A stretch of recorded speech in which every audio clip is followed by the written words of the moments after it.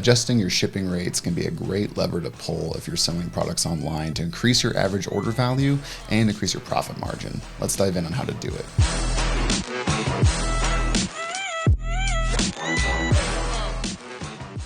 Okay, thanks for joining. We're going to get right to the meat of it, which is how you can test your shipping rates for your online store and really try to figure out how to increase your average order value so you can pay to acquire more customers, pay more affiliates, all that kind of good stuff, and really increase your average order, your profit margin at the same time too.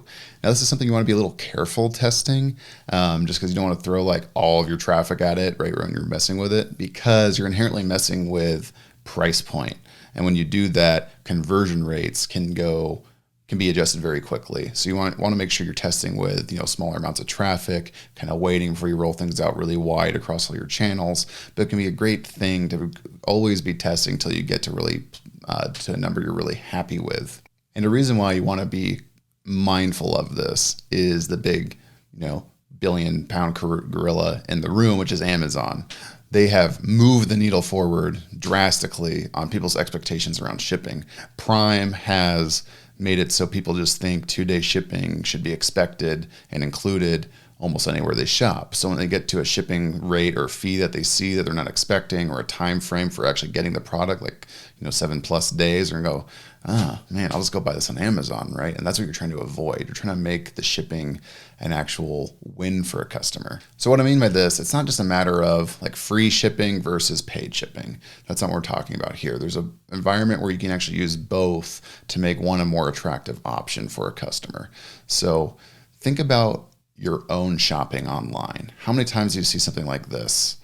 This is Hallmark, which I haven't shopped at in ages, but apparently they have a robust online platform. But right, free shipping on orders of $50 or more. You might see this all over the place, with $50 being replaced by $100 or $200, whatever it might be. But free shipping on orders over X. This is a really passive way for e-com stores to kind of get higher shipping rates. And it works okay in my opinion, but it's not the best way to use that tactic. Now, you're used to seeing that. It does work. It helps you anchor. How many times have you had a cart that's like $38 and you see that, but free shipping over $50, if I just spend $12 more, but there's that $20 product, which that would get me over the threshold I kind of wanted. And then I get free shipping because shipping's $10 anyway. You can start to see what happens in someone's head, right? They start to anticipate or they start to justify paying a higher thing just to get that free shipping. People love free. You're going to see why that's so important here in just a sec. But the fact that people love free means that they're willing to spend more to get free, which might not make sense. But here, let's dive into something here. How can you turn your shipping into a psychological win for a customer? So here's an example of a scaled offer that's done very well and how they frame their shipping rates. Now, this is after I've watched their VSL or gone through the long form landing text. I'm kind of convinced that it's like, okay, I want to buy. How do I buy? If you see this basic one bottle, which I was probably anticipating buying before I got to this item here where they're offering more options. Yeah, I can see that's $70 a bottle plus $10 shipping. I might go, whoa, okay, so that's going to be closer to like $79, $80 all in, right? Plus tax and all that good stuff. So let's say $80 with shipping. Ooh, but I get this big gold background thing here. Best value, 6 bottles. Good value, 3 bottles for $49 a bottle. So I'm saving $20 already. And I get free shipping. Oh, free, right? That word came up again. And even if I get the 3 bottle, which is $10 cheaper per bottle, I get free shipping again. So if I upgrade even just from 1 to 3 or 1 to 6, now I get free shipping. And what this offer owner has done is put that word free in front of me on 2 of these options here.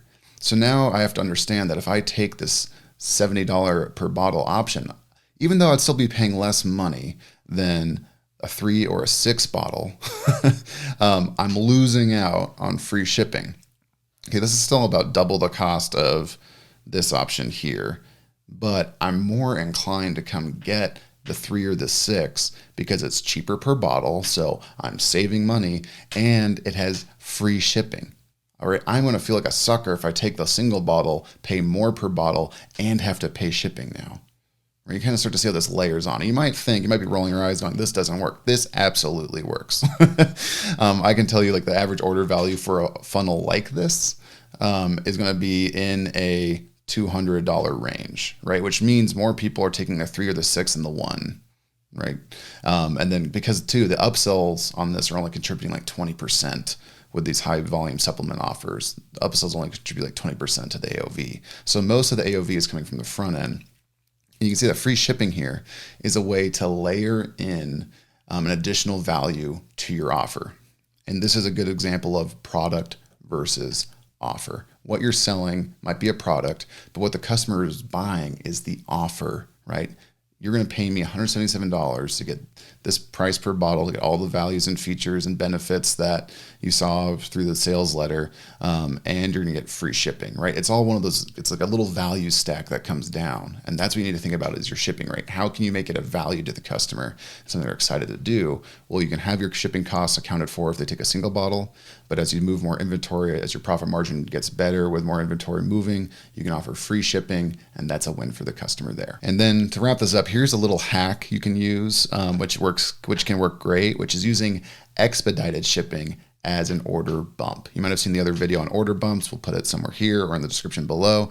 I don't know how YouTube works or other places work, but think about how, going back to the Amazon example, everyone is expecting 2-day shipping for like everything they buy online now, which means they can get really frustrated if your shipping rate is more around that, that 5 to 7 day or even that 7 to 14 day range. They're going to get frustrated. Even if they purchase and see it, they might forget it. Where's that thing I bought, right? They might be canceling orders. They might be abandoning the cart because they see that it's going to take 7 to 14 days. I don't like that. Well, something you can do is add that expedited option, that 2 to 3 to 4 day option, right, as an order bump where they can go, oh, I do want expedited. And let's say you have free shipping accounted for and you make expedited $10 or $15, or let's say you've got $5 shipping, make it $15. Right, you make it where it's like, okay, if someone really wants to get it now or as close to now as possible, and they're willing to pay for that, they can and they get it. But what this is also going to do is someone's going to see that order bump and go, oh, okay, if I want the 2 to 4 day shipping, I have to pay X, let's say $10. But their free option or their standard rate shipping is only 5 to 7 business days. That's not too bad. I can wait 5 days, right? And so it starts to re-anchor that expectation around shipping costs and actually, or it's not shipping costs, shipping timeframes. And it actually reduces the customer complaints and the cancels and the cart abandons you'll get because they have options now. They can go, yep, I do want this faster time frame. Add that little bump, and then you're going to ship it off a lot faster, and you're probably have some profit margin built into that cost that they're going to pay you.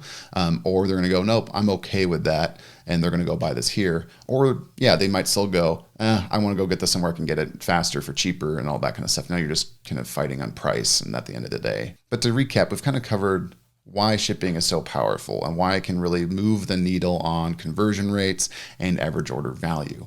We've seen how you can roll it into an offering, right? Where it's like, yeah, maybe the worst option for you, the business, the customer has to pay shipping for, like that single bottle example. But if they go to the 3 or the 6 bottles, right, they can go to free shipping options. And these are great ways to kind of mess with how you can use shipping and shipping prices and perceive that word free in there so people can start to see that associated with your offer. And then how you can use it as an order bump to increase that average order value, get people products faster when they really want it faster, and reestablish what your actual shipping rates and timeframes are for the customer so you can lower your customer complaints, cancels, and cart abandons. Okay, if you found value from this, please let me know with a like and a comment and a subscribe and all that good stuff, or a little virtual high five if you just want to keep it quiet to yourself, but please let me know what's going on. So trust has been valuable for you. Happy scaling, y'all. Cheers.